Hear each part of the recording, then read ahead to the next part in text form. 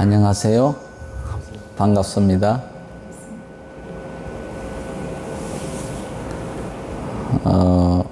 260페이지 성찬대사의 해탈 법문. 이 성찬대사는 이제 초조 달마대사에 이어서 2조 해가, 3조 성찬, 4조 도신, 5조 홍인, 6조 해능으로 가는 아주 불세출의 어떤 위대한 큰 스님이시죠.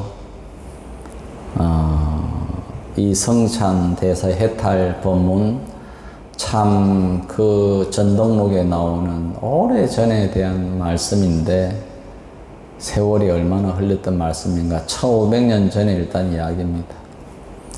같이 한번 보도록 하겠습니다. 도신사미가 성찬대사를 찾아와 절하면서 말했다. 화상이시여, 자비를 베푸시어 해탈하는 법문을 일러주소서. 대사가 대답했다. 누가 그대를 결박했는가? 아무도 결박하지 않았습니다. 그렇다면 무슨 해탈을 구하는 것인가? 도신이 그 말것에 크게 깨달아 군연을 정성껏 모셨다. 어떤 법에도 구애되지 않음이 해탈이다. 어떤 스님이 백장선사에게 물었다. 지금 계를 받아 몸과 마음이 청정해지고 온갖 좋은 법을 다 갖추면 해탈을 얻을 수 있겠습니까? 조금은 해탈할 수 있으나 마음의 해탈을 얻지 못하면 온갖 해탈을 얻지 못한다. 무엇이 마음의 해탈입니까? 부처도 구하지 않고 아르마리도 구하지 않으며 더럽고 깨끗한 생각이 다한 뒤에는 이 구함이 없는 경지도 옳다고 고집하지 않아야 한다. 다한 경지에도 머무르지 않고 지옥의 속박도 두려워하지 않으며 천상의 즐거움도 좋아하지 않고 모든 법에 구애되지 않아야 비로소 해탈이라 하며 몸과 마음 등 모두에 걸림이 없음을 해탈이라 한다. 기라성 같은 그 큰 스님의 법문이었습니다. 그 백장선사께서 이렇게 말씀하신 대목들, 무엇을 해탈이라 합니까에 대해 가지고 부처도 구하지도 않고 지식도 구하지 않고 구함이 없는 경지도 옳다고 고집하지 않고 다한 경지에도 머무르지 않고 두려워함도 없고 좋아하는 것도 없고 모든 것에 구애되지 않아야 비로소 해탈이라 한다. 무장무예 걸림없는 것이어야 해탈이라고 한다. 너무나 옳은 말씀이죠. 여기서 이렇게 백장 남아해양, 백장, 황벽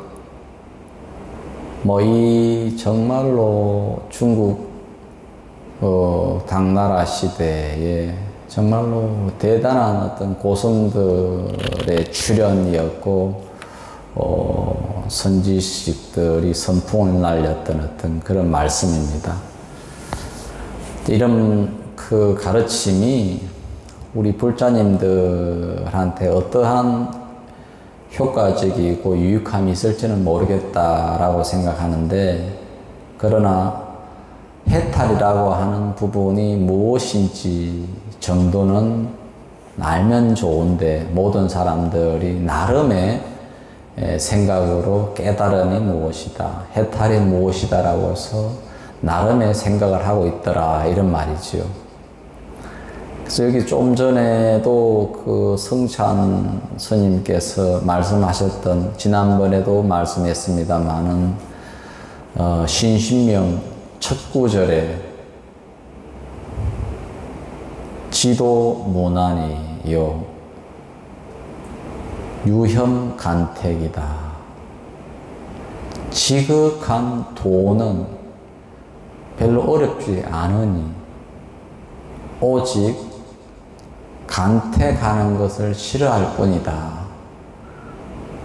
그런 말 한번 했지요.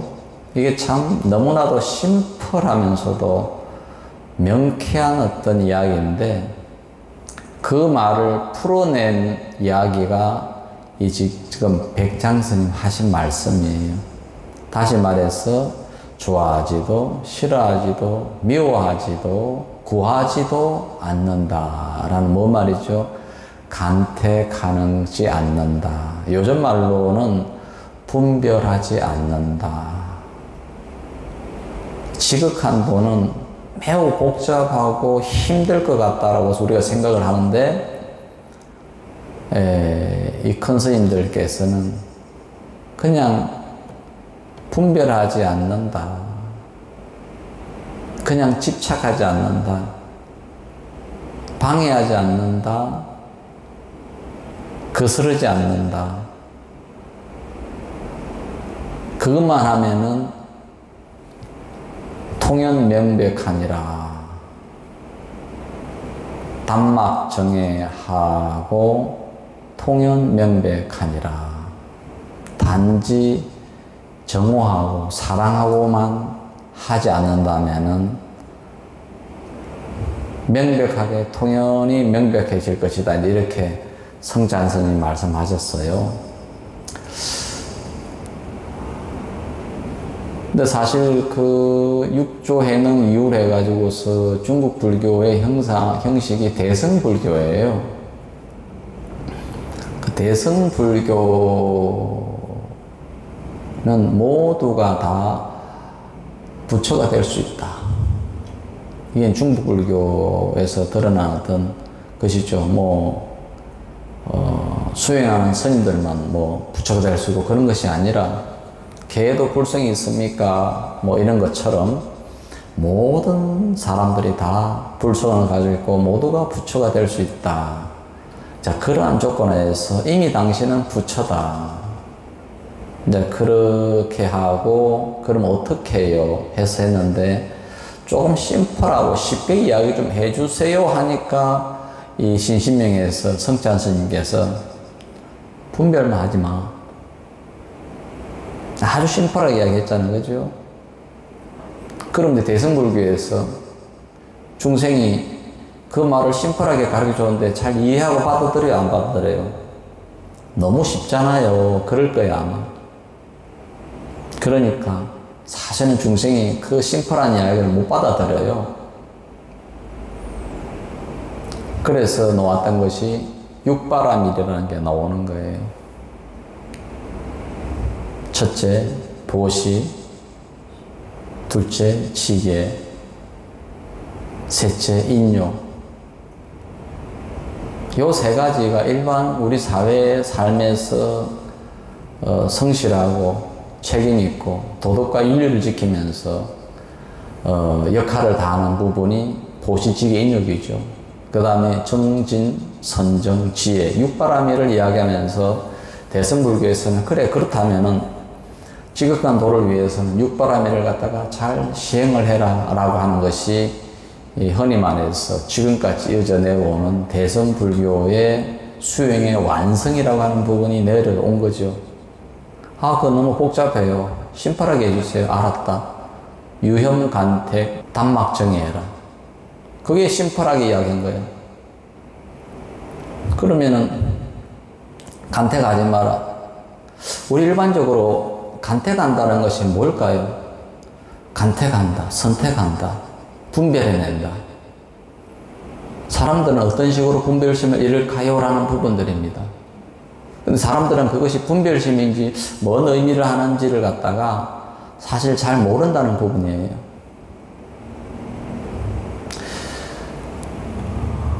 쉽게 말하자면은 형용사입니다. 형용사. 사람들은 형용사를 많이 쓰죠. 형용하죠. 저 색깔이 곱다, 빛난다, 아름답다, 까칠하다, 우아하다. 이 뭐죠? 형용사죠? 형용한다고. 근데 형용하는 것이 뭐죠? 분별하는 거다. 분별하는 거. 근데 바르게 알고 하면 사람들 보고서 사람들은 말하는 것을 매우 좋아하죠. 어떻게 말하죠? 형용하죠. 옷을 보면 뭐라 그래요? 참 곱다야, 이쁘다야, 입고 싶다야, 참 잘 만들었다야. 이렇게 우리가 이렇게 분별하는 것들이 너무 많아요. 근데 그렇게 분별을 갖다 옷만 하냐고. 사람에 대한 분별, 성격에 대한 분별, 정치인들에 대한 분별, 얼마나 우리가 분별이 많아요. 그 분별이 뭐죠? 분별이 뭐죠? 분별이 번뇌입니다. 번뇌. 형용한다라고 하는 게 번뇌입니다. 번뇌가 뭐죠? 생각입니다. 생각. 유현간택하라. 간택하는 것을 싫어해라. 오직. 간택한다라는 것이 뭐죠? 주로 우리 이 언어에 있어 가지고서 묘사하고 형용하는 겁니다. 판단하는 겁니다. 분별하는 겁니다. 근데 그것이 중생들이 하지 말라 하면은 돼요, 안 돼요?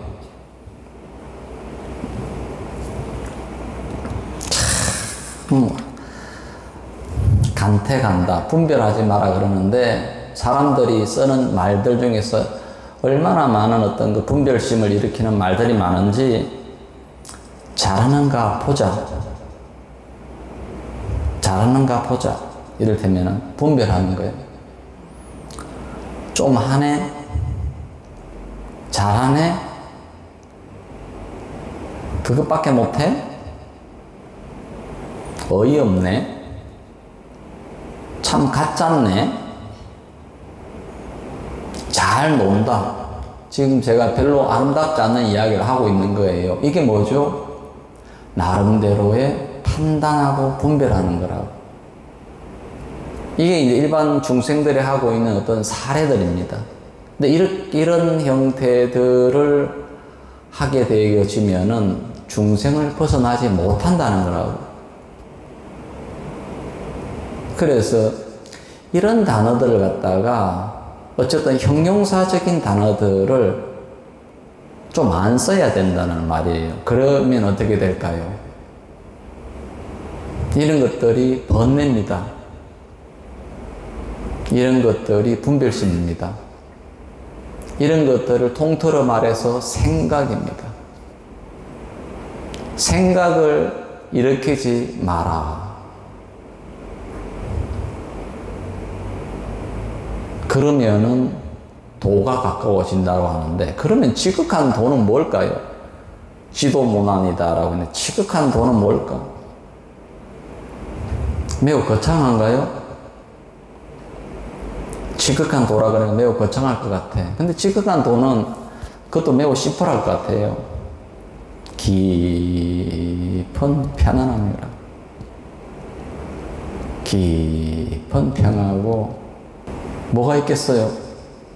깊은 자유로움, 홀가분함, 만족감, 희열. 지극한 도가 됐는데 스트레스가 있으면 되겠어요? 불안이 있으면 되겠어요? 그럼 이 지극한 도를 갖다가 이 지극한 도를 어떻게 구해요? 라고 하는데, 제가자든 수행자든 생각이 많아가 될 일이 아니고, 번뇌가 많아가 될 일이 아니고, 분별심이 많아가 될 일이 아니고, 될 일이 아니다 이거다. 그러면은 일반인들은 그럴 것 같아. 재미가 없잖아요. 사람들은 좀 말 좀 하고 살고 남 이야기 하는 게 얼마나 재밌어요. 중생이라고 남 이야기 하는 게 참 재미있고, 그냥 앞담화, 뒷담화, 옆담화 하면은 재밌고, 그러면 이제 그것이 도하고 거리가 없는 거라, 장애가 오는 거라는 사실이에요. 그런데, 그럼 어떻게 해야 되느냐라고서 이야기하는데, 이 생각이나 형용사적인 이 분별심이 일어나는 생각들을 바라볼 줄 알아야 된다라고 하는 것이 불교의 가르침이란 말이지. 그래서 이제 바라보는 눈이 중요하다라고서 이야기를 합니다. 판단하고 분별함이 없이 바라볼 수 있는 눈, 바라볼 수 있는 마음. 그런데 우리는 대부분 다가 생각의 노예로 살고 있어요. 동감합니까? 생각이 일어나면은 그냥 생각에 묶여버려가지고 생각의 노예로 살아버려요. 그래가지고 생각 속에 빠져버리죠. 그래가지고 내 삶을 생각의 노예로 살죠. 근데 불교가 지향하는 것은 생각의 주인으로 살아라. 의도적으로 생각하라. 의도적으로 생각하고 의도적으로 살아가라라고 하는 부분입니다. 그 생각의 노예로 살겠어요? 생각의 주인으로 살겠어요? 생각의 노예로 산다면은 번뇌 속에 사는 것이고, 스트레스를 받으면서 사는 것이고, 생각의 주인이 된다면은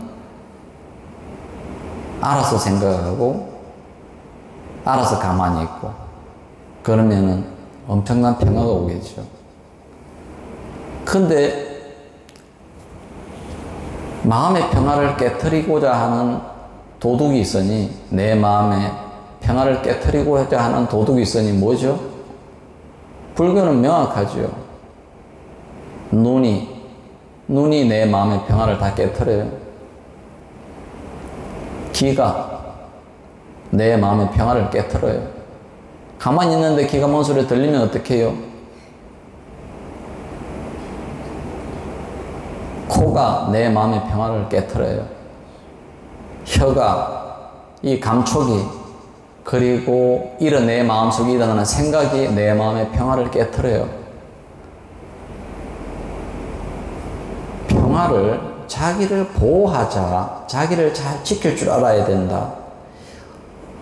그래야만 자기 마음의 평화를 찾고 안정을 찾을 수 있는데, 우리가 본 것을 말 안 할 수 있어요. 들은 것을 말 안 할 수가 있어요. 참, 그래서 안이비설신이 육근을 관리하기가 이토록 어렵다라는 말을 합니다.